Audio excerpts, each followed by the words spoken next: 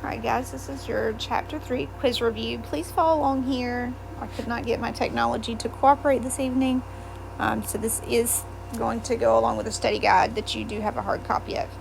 So starting with number 1, it says to identify the domain and the range of the relation, and then it asks, is it a function? So just remember that your domain is a list of all of your x values. If it repeats, we don't put it twice, and then we like to put it in numerical order, and this one happens to be nice. It's already in order for us, right? The x values are -9, -4, 3, and +9. That's the domain of number 1, and then the range of number 1.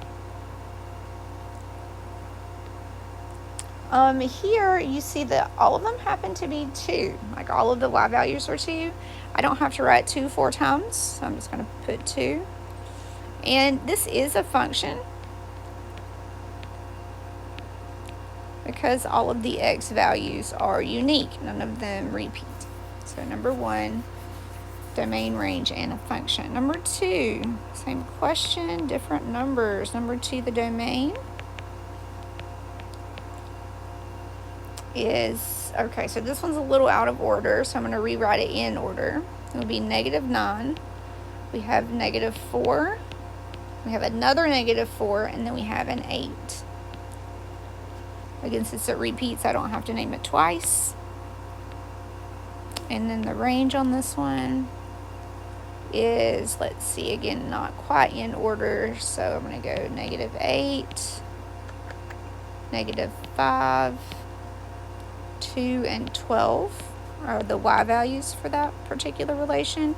And this one, of course, is not a function because our domain, the -4 happens twice. It's not unique. Okay, so numbers 1 and 2, listing domain and range and determining if it's a function. Number 3 and 4 just goes over the idea of discrete and continuous, like we talked about in class. Remember, discrete is something that's like individual, usually something having to do with whole numbers or integers. So if you read number 3, it says a movie store sells DVDs for $11 each. What is the cost of DVDs? So if I were to make a table, if I were to graph it, if I were to make a list, right, 1 DVD is $11, 2 DVDs is $22. The numbers we're going to put in and get out are always going to be whole numbers. They're going to be positive whole numbers. So that means that number 3 is a discrete function. Number 4, here we have a produce stand. They're selling roasted peanuts by the pound. And it's $1.90 per pound. So let's think about what that would look like. Pounds can be, right, I can have parts of pounds. I can have half pounds, 1.6 pounds, whatever, right? So those won't necessarily be whole numbers. Those will be more of the rational numbers, and I could have all kinds of parts of a pound. So this one is going to be continuous. If I were to graph it, it would be continuous. I can spell. It would be more of a curve or a line, less of a set of points. So number 1 through 4 were all from lesson 1. Just a little bit of a refresher on those. Then we get to number 5. Number 5 does ask us to find the domain given, to find the range given domain. I'm just going to rewrite the function here. But again, it is on your paper that you have as well. So it's f of x equals 2/5 x, and then plus 5, of course. And they give me, again, the domain is the set of -4, -2, 0, and 3. That means those are my x values, right? These are, our domain is our x values. So that means I'm going to find f of -4. I'm going to start with that one. So f of -4 would be 2/5 times -4 plus 5. 2/5 times -4 is -8/5 plus 5, which is -8/5 plus 25/5. What is that? That's going to be 17/5. Not pretty, but there it is. That's -4. I'm going to do the same thing for -2. So if I found f of negative 2, I'm going to do 2/5 times negative 2 plus 5. That would be a negative 4 over 5 plus 5, which would be a negative 4 over 5 plus 25 over 5, which would be 21 over 5. And since that's reduced, it's okay to leave it as an improper fraction, just like the first one was.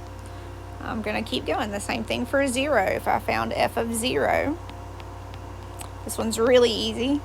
It's just going to be 2/5 times 0 plus 5. Of course, 2/5 times 0 is just 0. So that's just 5. That one's really nice. And then the last one in the group is 3. So I've got to find the value at 3. It'll be 2/5 times 3 plus 5, which is 6/5 plus 5. Again, finding the common denominator because I'm adding fractions. 25/5, which is 31/5. So those are our 4 answers. That was the given domain. So the range, if I would like to write it properly, and I am all about writing things mathematically correctly, it would be 17/5, 21/5, 5, and 31/5. That would be the range. All right, number 6. Let me scroll up on my screen here. Oh, number 6, you're asked to write a function for the table. Number 6 is, I really like this one. It looks yucky, but it's really easy. If you look, our x values are going up by 1, right? We know the slope is the change in y over the change in x, right? So we can see that our x values are going up by 1, so it's a positive 1. And then if you look at your y values, and they're calling it c, so this must be a problem that involves cost or something like that. You can see those numbers are going up by 35. You're adding 35 each time. So that would be a positive 35, and that just means my slope is 35. And we can also see that the point 0 and 30 is my y-intercept. Remember, anything with the x value of 0, the y value has to be the y-intercept because it'll fall on the y-axis. So the function for this one, just writing it in mx plus b form, would be 35x plus 30. Find an equation using a table. That one's pretty easy. Then we get down to number 7, 8, and 9. Those are the ones where we talked about the translations. Just make sure you know how it moves. Like number 7, it says, what would the function look like if it moved left? Right, so if it moves left, remember you're going to take and you're going to add or subtract within a grouping symbol. There is actually not a correct answer on this one. Oh no, yes it is. My bad. I was reading number 8 and looking at the answers for number 7. My bad. Okay, so it says the function, the parent function, is f of x equals x. Right. Okay, so if it moves left, oh, I don't like how they put this because we did talk about it in class. So I'm going to make sure and fix that on the quiz for tomorrow. We know if it moves left, we know that something's going to be inside grouping symbol. So it would be x minus 2. No, plus 2 because it's moving left. Remember, inside grouping symbols, plus and minus. See, that's why number 8. So look at number 8. I'm going to use it. It's a great example.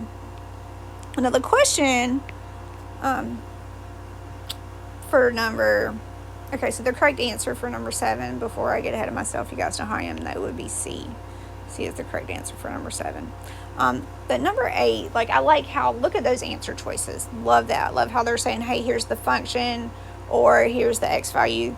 The question says which one is shifted up 7. So the correct answer to number 8 is going to be D, because that f of x, see how you're adding the 7 outside of the grouping symbols? So that's the actual correct answer to number 8. Let's go ahead and talk about those other ones, because I'm going to be changing the way number 7 looks. Again, totally not a fan of how they did that because it is a little confusing. Like the A, for example. See how it's f of x minus 7 on the outside, but then B is f of x minus 7 on the inside. You know, this one is going to be moving down 7, and this one's going to be moving right 7, because inside those grouping symbols is my left and right movement. And C, the other one that we haven't discussed, kind of goes along with D. It's the f of x plus 7 in the grouping symbols. Again, inside grouping symbols is your left and right movement. Outside is up and down. Okay, so number 7 and 8, know the difference between those.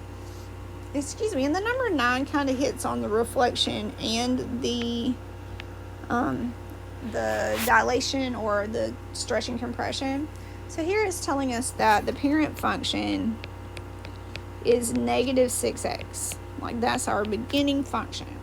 Well, I want to take that and I want to stretch it vertically by a factor of 7, and I want to reflect it. So stretching, we know, means that it's going to be multiplied by a number. In this case, it tells us 7. And the reflection is going to change the sign. Remember, it's going to be a negative. Well, my graph happens to already be negative, right? So really what I'm doing is I'm multiplying my function times a negative 7. Multiplying by 7 will stretch it vertically, and the negative is going to reflect it over the axis. So if I do that, that just means that I'm going to have g of x is what they're asking me to call it in the problem. If you see what is the functional rule for g of x. Negative 7 times negative 6 is just positive 42. So I multiply by the factor to stretch it or compress it. In this case, again, stretching, so obviously going to get larger. And the reflection, again, changes the sign. And that's just a really quick little quiz for the first 3 sections of lesson 3, or chapter 3.